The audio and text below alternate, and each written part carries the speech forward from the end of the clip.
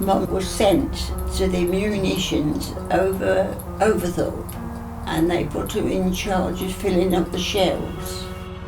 Today, a scrubby field next to a motorway, but in 1916, this desolate spot would have been very different. Every day, thousands of drivers come along the M40 motorway past Banbury, not realising that right next to them is a First World War ammunition factory. One of the best preserved in the country, and one described by English Heritage as being of national and international significance. In its heyday, it employed over 1,500 people and produced over 4 million shells for the war effort.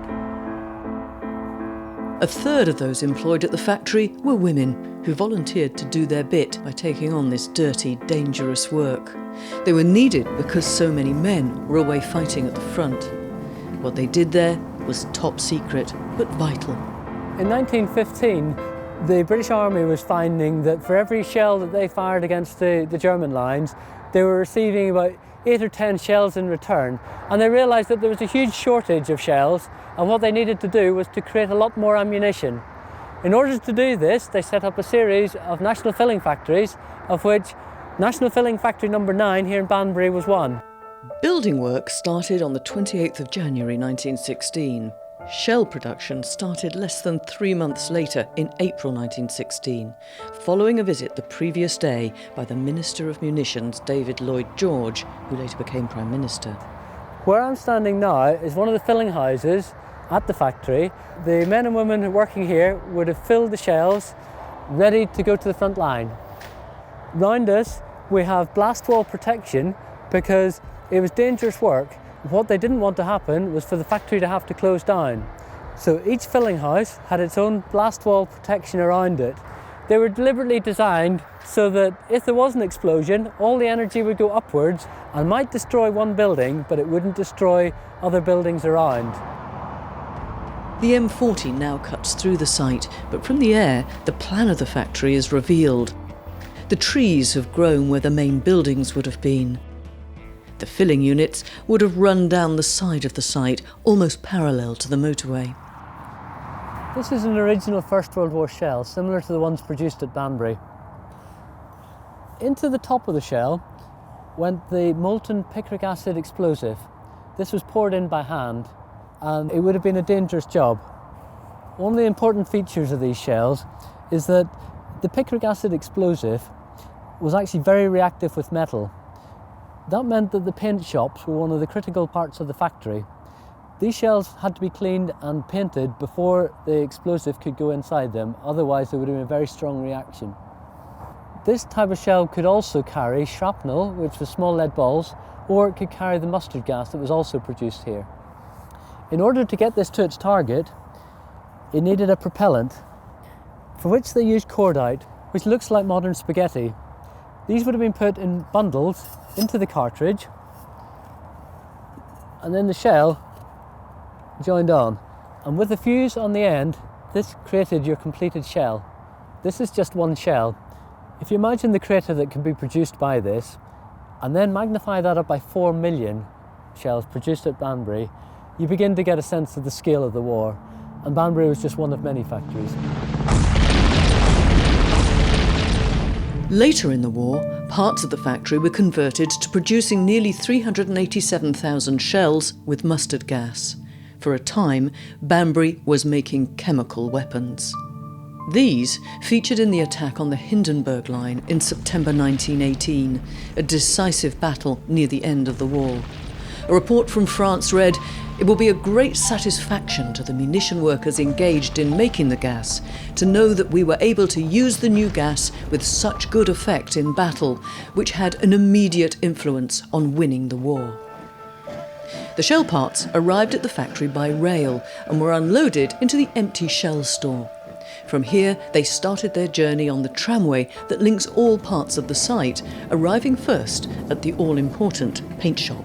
Down either side of the shell filling houses were melt houses, where the picric acid or lyddite was heated to very high temperatures so that it could be poured into the shells. The filled shells left the other side of the building on the trolleys to storage, protected by even bigger blast walls. I'm walking along one of these large ridges that you find on this site. These were the embankments, the blast wall protection for the buildings on the site. I'm standing on the edge of one of the filled shell magazines, which is a storeroom for the shells before they went off on the trains down to the front lines. If there was an explosion here, it would have been a large explosion, and you want this explosion energy to go upwards and away from the site instead of into the main body of the site. An accidental explosion at the factory wasn't the only fear. In 1915, German Zeppelin airships had reached England's east coast and dropped bombs. Gladys Sangster was born in Banbury during the First World War. Her mother, Mary, was in charge of a group of women workers at the factory. Her boss wanted to know what she'd do if a Zeppelin was spotted. She turned round and said to him, "You see all those fields over there? The girls that I'm in charge of, if they've got any sense, they'd do the same as what I'm going to do." And he said, "What's that?" She said, "Run like hell across those fields away from the bombing." Anti-aircraft guns had been installed near the site, although no remains of these have been found. One of the striking features of the filling factory site is these tunnels of sorts that go through the ridges, built of brick and concrete. These short tunnels are actually gaps in the embankments through which the trolleys would have come, bringing the shells from the main body of the site to the storeroom where they would have gone on to the trains. This is actually partially infilled, so originally it would have been much deeper. The tramway was an important part of the factory. The shells could stay at the same level on the trolleys that were being pushed by hand along these narrow gauge lines. These are what brought the empty shells from the trains when they came in through to the filling houses and onto the storeroom here at the end, ready to be transported to the front. This is a retaining wall at the end of the embankment that goes around the filled shell store. It was right next to the railway and would stop the soil from running down into the railway line. You can still see the line of the track, and this would have brought the trains out to the end of the site where it went into a further storeroom and then went on to the ports onto the front line.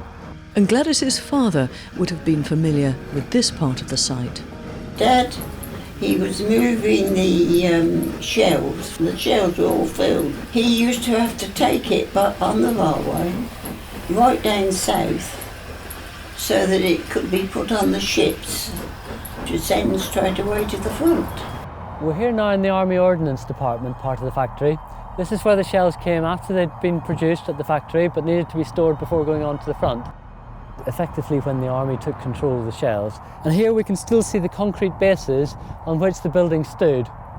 And with them the metal pins that helped to hold the side panels on, the wooden panels that formed the walls of the building. This would have been typical of the buildings elsewhere in the factory as well. There was so much demand for ammunition that they had to build a second factory at National Filling Factory number 9. On the southern site, the portals through into the filled shell magazines are actually deeper than they are in the north. These ones on the southern site give a truer idea of the original depth, so people pushing the trolleys through wouldn't have had to duck their heads. And the dangers of working at the factory didn't end on site. Many of the women who filled the shells found their skin turning yellow. They were nicknamed Canary girls, and it didn't stop with them. I was born, the war was still on, and I was yellow, and that's why we new babies, we were called Canary babies. Fortunately for Gladys, it soon faded and didn't have any lasting effect. Today, the site is a scheduled monument with as much official protection as important ancient sites like Stonehenge. But gradually, nature and the weather are taking their toll. With all these portals, there's a protective layer of slate on the top, and that's worked so well in keeping the water out that all the areas of concrete in this roof that are covered in the slate are well protected. Where the slate isn't protecting the concrete, you can see the damage that's being done. It's getting eroded away, and ultimately this will disappear. Below these areas that aren't protected, the brickwork is also breaking up in places. The factory was dismantled in 1924, and a good job was made of it. We've seen some of the substantial earthworks on the site, but it's unusual for any of the infrastructure to have survived. Here's an exception, a piece of pipework that would have been one of the steam pipes carrying steam to warm up the filling houses and other buildings within the site. Nowadays the site is privately owned and very little can be seen from the public footpaths near the motorway. But at the start of the footpath there is something that's worth a closer look. Here we are near the entrance of the site, and earlier we saw some pipes sticking up out of the ground, and here they are again. These are the steam pipes that brought the hot steam into the factory, and they've been recycled. Not only that, but we have the sleepers from the railways as well. So after the site was broken down in 1924, it didn't all disappear. Some of it's reused, and here it is as a cattle pen, much more passive use than it was originally. It was thought that all the buildings of the munitions factory had been destroyed, but it now seems that at least one of the buildings has survived and is still in use today as a coffin store. Harold Humphreys bought the building and transported it to the family undertaker's firm in the centre of Banbury. Over the years, the wooden building has been adapted, but it still has many of its original features. Very few timber filling factory buildings from the First World War are known to survive. During the war, there was only one fatality at the factory. Breaking down the surplus war ammunition afterwards claimed a further 5 lives.